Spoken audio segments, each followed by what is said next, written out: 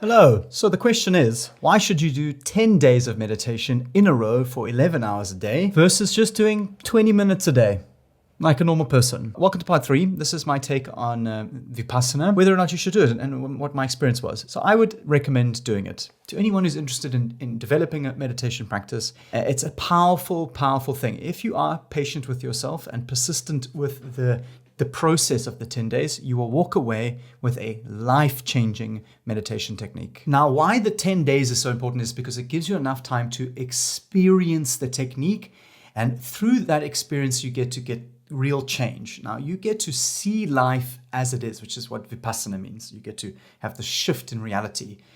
And what it gets you to see is the impermanent nature of life. This is kind of one of the foundation pillars of the technique, the main takeaways. You start to become less reactive because you see that things in life are impermanent. And what does that even mean? You often hear about people having a near-death experience. You know, they have this terrible event and all of a sudden they have this new lease on life and they see that life is short and they have this new sense of freedom. The idea is that they saw how impermanent life really was, and they realize that each moment is so precious and it makes them more appreciative. In this technique, you kind of simulate this a little bit where you start to see the impermanent nature of life. Not only do you appreciate things more because you realize that it's not going to be there forever, but you also become less reactive. And the reason why you become less reactive is because if something bad happens in your life, you also realize that this too shall pass. This event or this experience will inevitably fade away, and nothing lasts forever. So why would I get all upset and worked up over it when it's just inevitably going to dissolve and disappear? One of the very unique things about the meditation technique is that you learn to develop a sense of equanimity in the mind.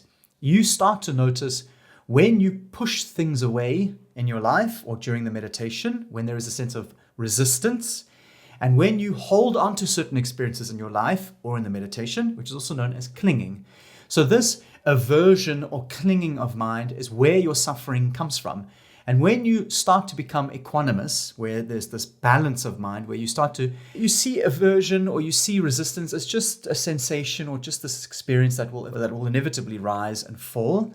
And similarly with something nice in your life, when you hold on to certain things, you start to see that it is also impermanent. And what's the point in clinging on too tightly, because it'll also fade and disappear. And then you start to go through life understanding that, everything is just bloody impermanent. And what's the point in holding on to certain things so tightly, because inevitably it's going to fade and disappear? And what's the point in pushing things away so intensely, because inevitably it also just fade away? And with this realization of this too shall pass, or life is very short and sweet, you become richer, more present, and less reactive.